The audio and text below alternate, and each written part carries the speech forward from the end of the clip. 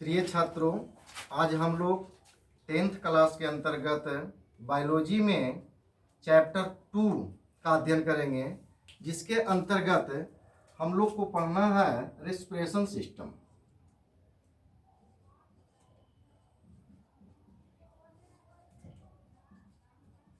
Respiratory system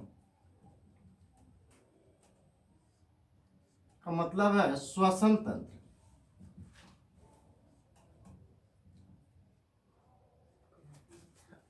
देखिए, सबसे पहले यहाँ है कि आज हम लोग देखेंगे 10th क्लास के बायोलॉजी में सेकेंड चैप्टर में आपको पढ़ना है रिस्पिरेटरी सिस्टम। रिस्पिरेटरी का मतलब होता है श्वसन और सिस्टम का मतलब होता है तंत्र। और श्वसन हम किसको कहेंगे? तो श्वसन का मतलब होता है सांस लेना और छोड़ना। लेकिन सिस्टम, तो सिस्टम का मतलब होता है तंत्र। और तंत्र हम किसको कहेंगे? तंत्र का मतलब हो गया कि श्वसन करने के अंतर्गत में जितने भी ऑर्गन्स, इस बॉडी का ऑर्गन जितना भी काम करता है, वह सभी ऑर्गन्स मिल करके एक तंत्र का निर्माण करते हैं, जिसको हम तंत्र के नाम से जानते हैं। फिर इसके बाद हम लोग विशेष चर्चा करेंगे। दूसरी बात है कि हम लोग पिछले चैप्टर में पढ़े थे डाइजेस्टिव सिस्टम। तो डाइजेशन के दरमियान में हम लोगों ने देखा था कि भोजन का संपूर्ण पाचन हो चुका था। तो संपूर्ण पाचन में जो संपूर्ण पाचन हुआ था, उसके बाद अब हम लोग देखेंगे कि आप लोग का श्वसन के अंतर्गत ये दिया गया है कि पचे हुए भोज्य पदार्थों से ऊर्जा का उत्पादन कैसे होता है, यानी शरीर कैसे उत्पादन करता है। तो देखिए, मैं आप लोग को कंप्लीट कर देना चाहता हूं कि पचे हुए भोज्य पदार्थों से जो ऊर्जा का उत्पादन होता है, वह ग्लूकोज का ऑक्सीडेशन से होता है, यानी ग्लूकोज का ऑक्सीकरण से होता है। अब ग्लूकोज का ऑक्सीकरण भी हम लोग देखेंगे, लेकिन सबसे पहले हम देखेंगे कि श्वसन कैसे होता है। तो अगर आप लोग से पूछा जाए कि श्वसन का मतलब क्या होता है, तो आप लोग यही बताएंगे कि श्वसन का मतलब होता है ऑक्सीजन को लेना और CO2 को आउट करना। तो ये श्वसन की परिभाषा नहीं है। तो फिर श्वसन की परिभाषा क्या हो सकता है?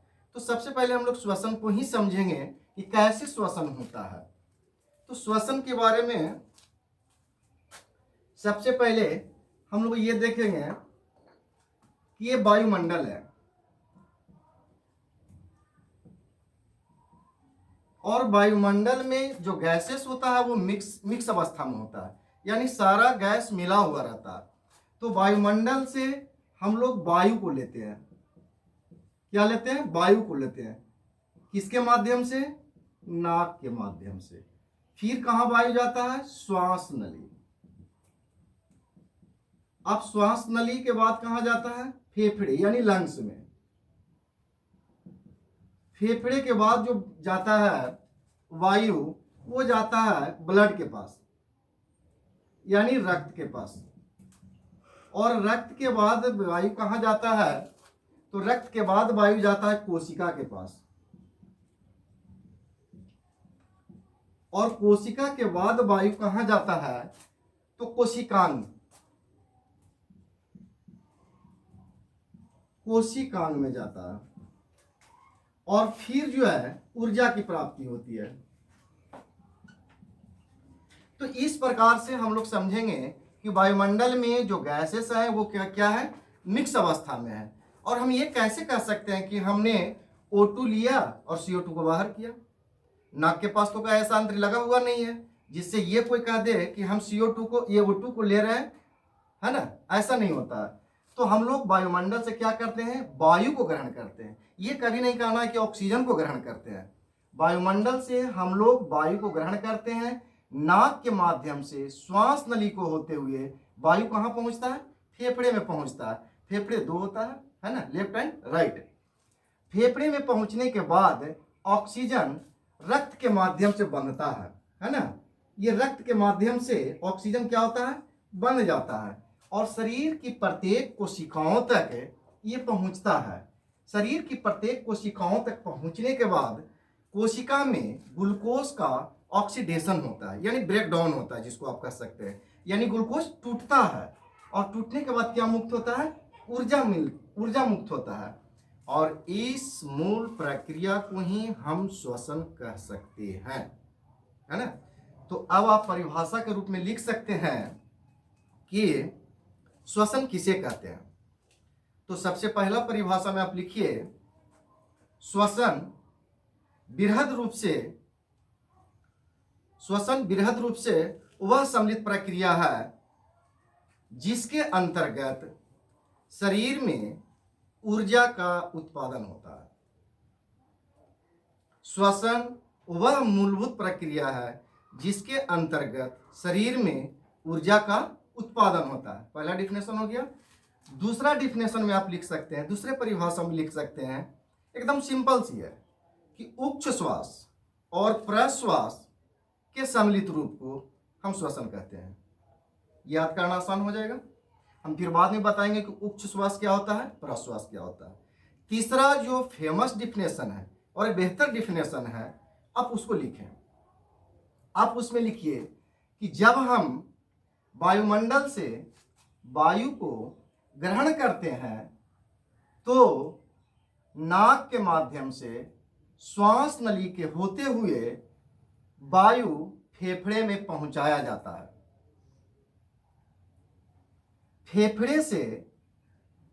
फेफड़े से ऑक्सीजन रक्त के साथ मिलकर शरीर की प्रत्येक कोशिकाओं तक पहुंचाया जाता है।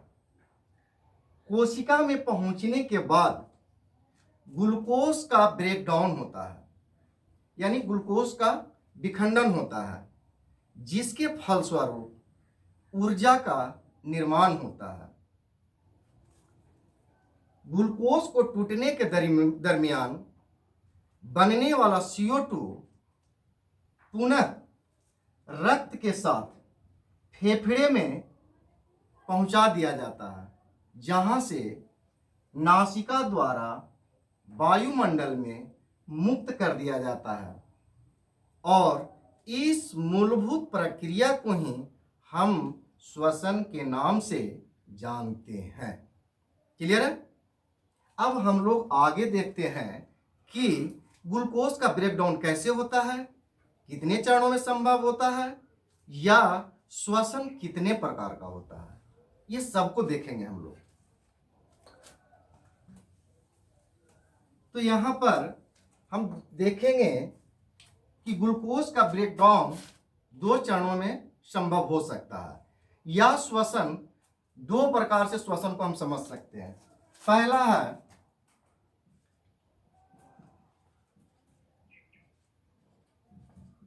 एनाएरोबिक रेस्पिरेशन और दूसरा है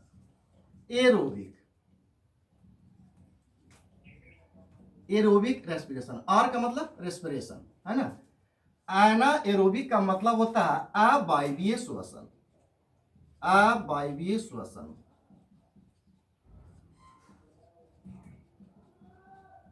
और एरोबिक का मतलब होता है वायवीय श्वसन, वायवीय श्वसन।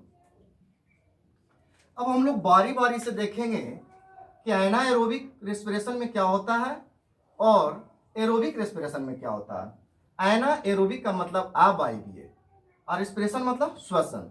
देखिए, जैसा कि ये शब्द से ही स्पष्ट है कि श्वसन की वह प्रक्रिया जिसमें वायु अनुपस्थित हो, है ना, यानी वायु क्या हो, एब्सेंस हो, यानी ऑक्सीजन की उपस्थिति अनिवार्य ना हो। तो इस तरह के श्वसन को हम क्या कहेंगे, अवायवीय श्वसन। इसमें ऑक्सीजन अनुपस्थित होता है। अनुपस्थित का मतलब एब्सेंट होता है ना, एब्सेंट होता है। ठीक है। एनाएरोबिक रेस्पिरेशन में यानी अवायवीय में जो ऑक्सीजन होता है वो क्या होता है, अनुपस्थित होता है। ठीक है। अब देखिए यहां ग्लूकोज कैसे टूटता है और कौन से जीवों में इस प्रकार का श्वसन होता है। तो ग्लूकोज का रासायनिक सूत्र है C6H12O6 और ये टूटता है। तो यहां जैसे कि हमने पहले ही बता दिया है कि यहां ऑक्सीजन उपस्थित नहीं रहता है, तो यहां पर जो ग्लूकोज का ऑक्सीडेशन होता है यानी ब्रेकडाउन होता है वह ऑक्सीजन की अनुपस्थिति में ही होता है और कई बार ऐसा देखा गया है कि ग्लूकोज का जो ब्रेकडाउन होता है कई जीवों में अपने आप ही हो जाता है, यानी स्वतः हो जाता है। तो यहाँ भी कुछ इस प्रकार की क्रिया है, कहाँ पे, एनाएरोबिक यानी अवायवीय श्वसन में। यहाँ पर ग्लूकोज स्वतः यानी अपने आप ही कहीं न कहीं ब्रेकडाउन कर रहा है, और इस ब्रेकडाउन को करने से यानी ग्लूकोज को टूटने से क्या क्या बन रहा है, अब हम लोग इसको देखेंगे।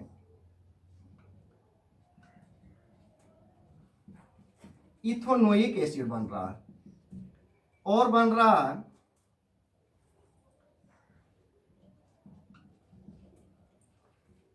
मेथेनोइक एसिड बन रहा है, लैक्टिक एसिड बन रहा है, लैक्टिक एसिड, ये लैक्टिक एसिड बन रहा है। और इसके साथ साथ में क्या बन रहा है, तो इसके साथ में बन रहा है आपको CO2, और क्या बन रहा है, और बन रहा है ऊर्जा। ऊर्जा बोले तो क्या, ATP, है ना। तो अब देखिए यहाँ ध्यान रखना है कि अवायवीय श्वसन में एनाएरोबिक में ऑक्सीजन की अनुपस्थिति में ग्लूकोज का ब्रेकडाउन होता है। ब्रेकडाउन होने के बाद जो निकलता है वो क्या निकलता है, एथेनोइक एसिड निकलता है, मेथेनोइक एसिड निकलता है, और लैक्टिक एसिड निकलता है। और क्या निकलता है, CO2 निकल सकता है ATP के रूप में। यहाँ ATP के रूप में मात्र 2 मोलिक्यूल्स निकलते हैं। कितने मोलिक्यूल्स, 2 ही मोलिक्यूल्स निकलते हैं। क्यों, इसलिए कि ग्लूकोज का यहाँ पर पूर्ण विखंडन यानी ऑक्सीडेशन नहीं हो पाता है, क्योंकि ग्लूकोज को पूर्ण रूप से टूटने के लिए हमको क्या चाहिए था, ऑक्सीजन चाहिए था। यहाँ तो ऑक्सीजन है ही नहीं। और भिन्न भिन्न जीवों में ये जो एथेनोइक एसिड, मेथेनोइक एसिड या लैक्टिक एसिड, ये अलग अलग जीवों में अलग अलग प्रकार से निकल सकते हैं। इसके अलावा CO2 निकल सकता है यानी कार्बन डाइऑक्साइड, और ऊर्जा निकल सकता है। ऊर्जा का मतलब ATP के रूप में ऊर्जा जमा होता है। कितना ऊर्जा निकल सकता है, तो 2 ऊर्जा निकल सकता है। कितना मोलिक्यूल्स, 2। और यह क्रिया होता कहाँ, तो यह क्रिया जो होता है, यह क्रिया साइटोप्लाज्म में होता है। ये साइटोप्लाज्म में होता है, यानी कोशिका द्रव्य में होता है।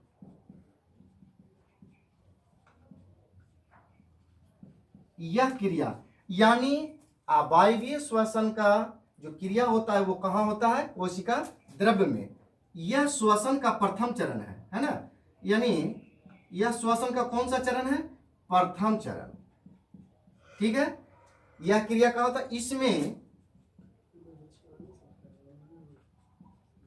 इसमें कम ऊर्जा मुक्त होती है, कम ऊर्जा,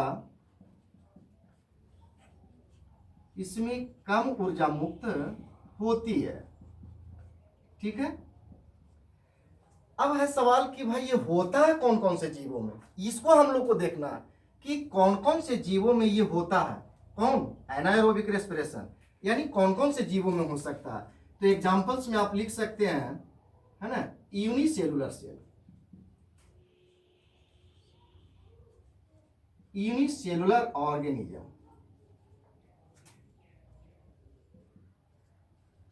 यानी एक कोशिकीय जीवों में, एक कोशिकीय,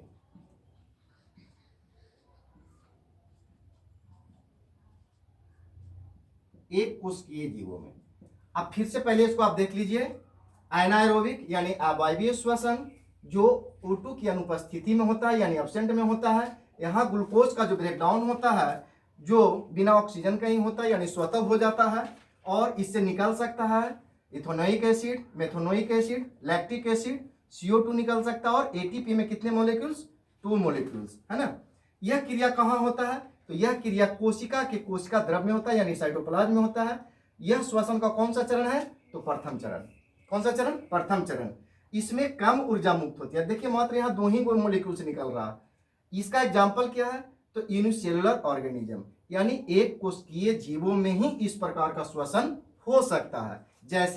जैसे में आप देख सकते हैं जीवाणु, एक कोशिकीय जीव में जीवाणु, और क्या हो सकता है, कवक, और क्या हो सकता है, विषाणु। ये सब क्या है, एक कोशिकीय जीव है। तो इन सभी जीवों में जो श्वसन की क्रिया होता है वो कैसा श्वसन होता है, एनाएरोबिक रेस्पिरेशन होता है यानी अवायवीय श्वसन। ठीक, अब हम लोग देखेंगे वायवीय श्वसन, है ना। वायवीय श्वसन को, वायवीय श्वसन। तो जैसा कि नाम से ही स्पष्ट है कि यह श्वसन जो है क्या होगा, वायु की प्रेजेंस में होगा, यानी O2 क्या होगा, इसमें प्रेजेंट होगा,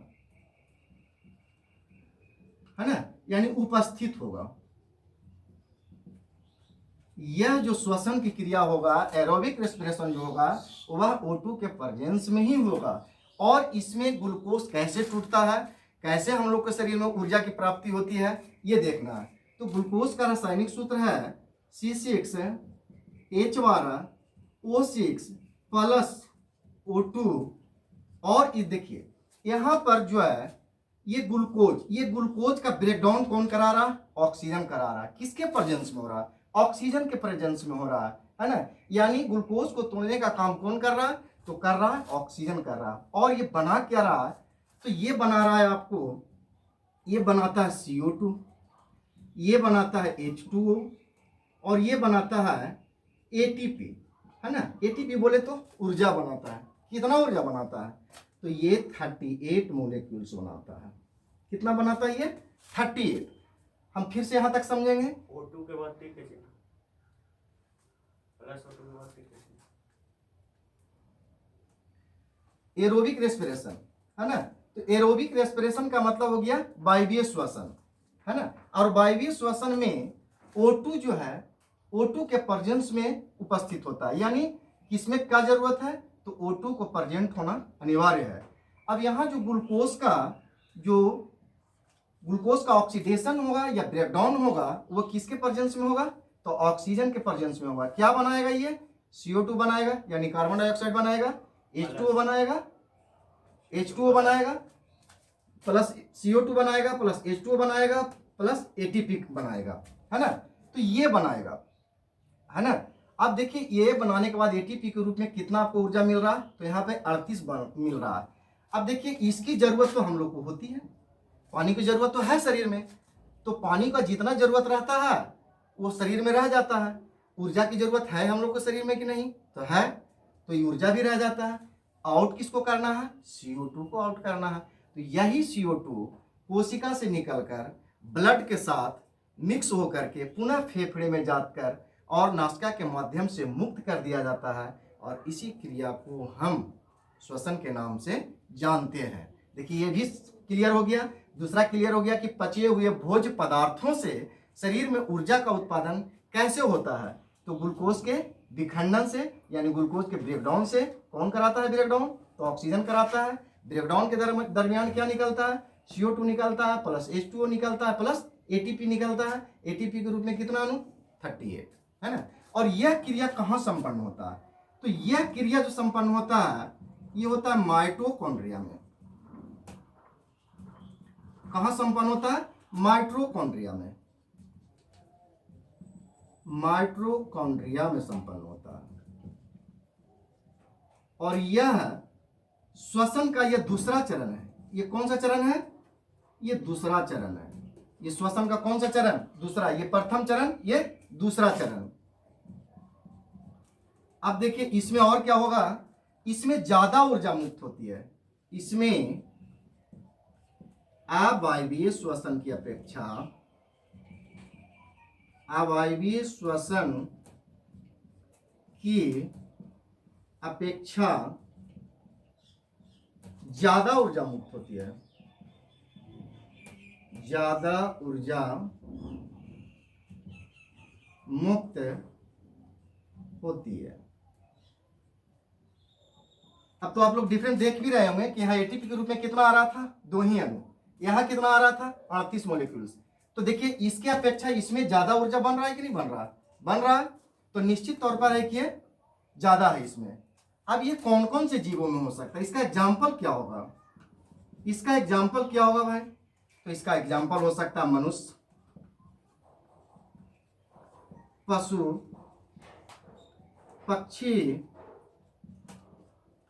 मनुष्य, पशु, पक्षी, मेढक, ETC, और भी बहुत सारे जीव है ना। तो ये आपका श्वसन में 2 चरण, वायवीय श्वसन और अवायवीय श्वसन। अवायवीय श्वसन, वायवीय श्वसन। अवायवीय श्वसन को आप लोगों ने देखा और वायवीय श्वसन को देखा।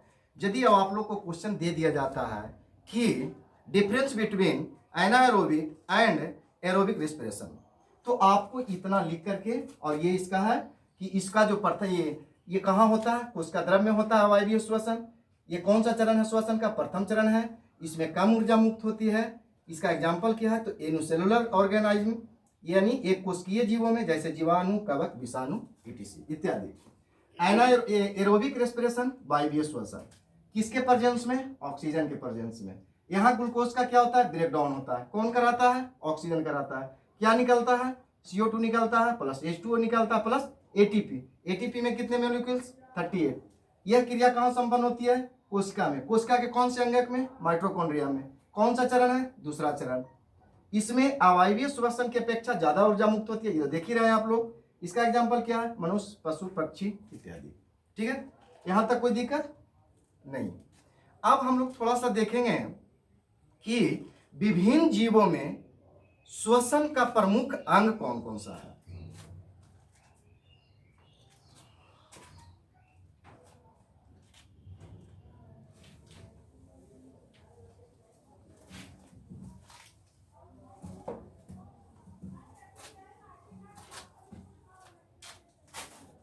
अब हम लोग देखेंगे कि विभिन्न जीवों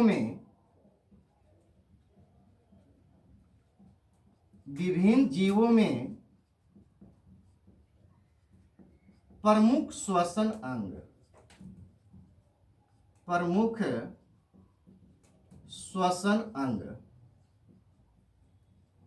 है ना, मतलब भिन्न भिन्न जीवों में उसका श्वास लेने का प्रमुख अंग कौन कौन है।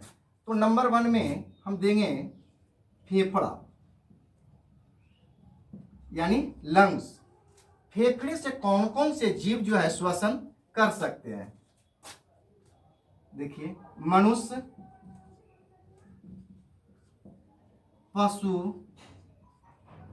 पक्षी, सरीसृप, मेढक, ETC। ठीक है, दूसरा जो नंबर पर आता है वो आता है स्किन यानी त्वचा। अंग्रेजी में इसको हम स्किन बोलते हैं, इसको हम क्या बोलते हैं, लंग्स। त्वचा, त्वचा से श्वसन कौन कौन करता है। तो त्वचा से श्वसन करेगा मेढक, मेढक करेगा। और को क्या करेगा, पौधे करेंगे श्वसन, ETC। अर्थवोम यानी केचुआ भी हो सकता है। फेफड़ा हो गया, त्वचा हो गया। तीसरा में हम लोग चलते हैं कि फेफड़े से श्वसन हो गया, त्वचा से श्वसन हो गया, और क्या हो सकता है, श्वास नली। श्वास नली, श्वास नली को हम अंग्रेजी में ट्रैकिया कह सकते हैं या विल्ड पाइप कह सकते हैं। तो श्वास नली से श्वसन कौन करता है, कॉकरोच, जिसको आप तिलचट्टा कहते हैं, कॉकरोच। चौथा जो आता है वो आता है गिल्स। गिल्स मतलब क्या होता है, गलफड़ा। और गलफड़ा से श्वसन कौन करता है, मछली। पांचवा, 5 प्रकार का श्वसन अंग है। पांचों के बारे में हम लोग को देखना है। शरीर की सतह से, सरफेस एरिया ऑफ बॉडी है ना, शरीर की सतह से, शरीर की सतह से। तो शरीर की सतह से कौन कौन श्वसन कर सकता है, तो शरीर की सतह से कर सकता है यूनिसेलुलर ऑर्गेनिज्म।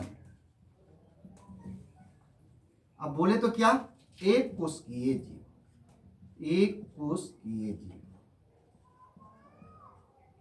एक कोशिकीय जीव। अब इसके अंतर्गत में कौन कौन आ जाएंगे, जीवाणु, कवक, ETC है ना। अब फिर से हम लोग इसको देख लें, विभिन्न जीवों में प्रमुख श्वसन अंग है ना। तो सबसे पहले फेफड़ा, फेफड़े के द्वारा कौन कौन से जीव श्वसन करते हैं। तो मनुष्य फेफड़े के द्वारा करता है, पशु फेफड़े के द्वारा करता है, पक्षी यानी पक्षी फेफड़े के द्वारा करता है, सरीसृप, सरीसृप का मतलब समझते हैं रेप्टिलेस, जो रेंगकर चलने वाला प्राणी हो, जैसे सर्प, लिजार्ड का ये जो रेंग करके चलता हो। मेढक, मेढक जो है ये दो तरह से श्वसन करता है, एक तो ये फेफड़े से भी कर लेता है और दूसरा स्किन से भी करता है, इसलिए मेढक दो जगह पर आया ईटीसी। अब देखिए त्वचा से कौन कौन श्वसन करता है, तो त्वचा से मेढक करता है।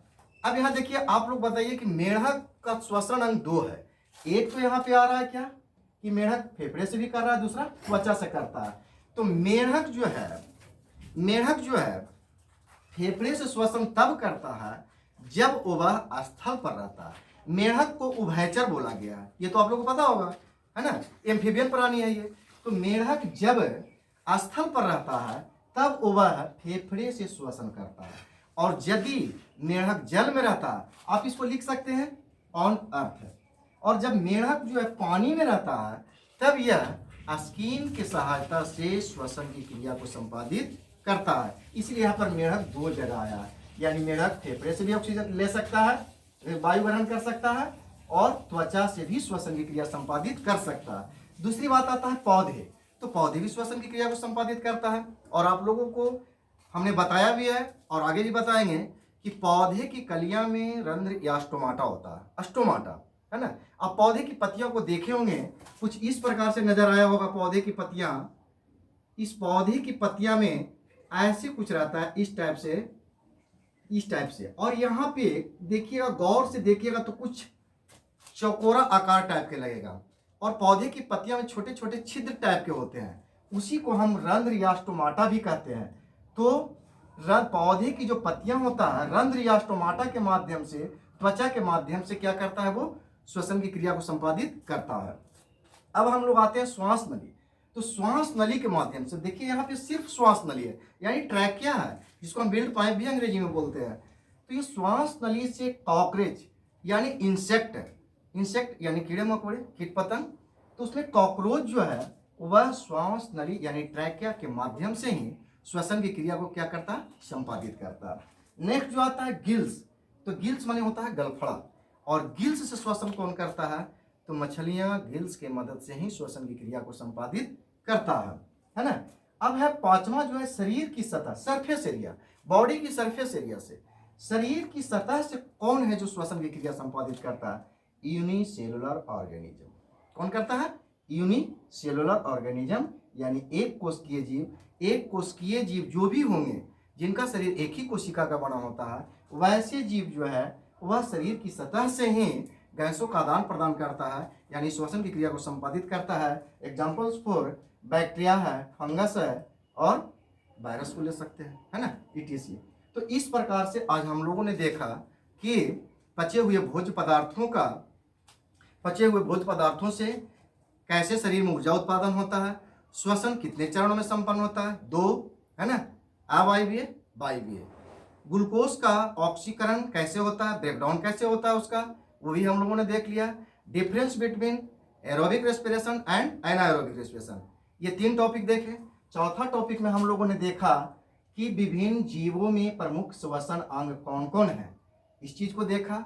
अब हम लोग फिर अगले नेक्स्ट क्लास में आगे की ओर पढ़ेंगे, है ना। आप लोग अच्छे से देख लीजिएगा। थैंक्स।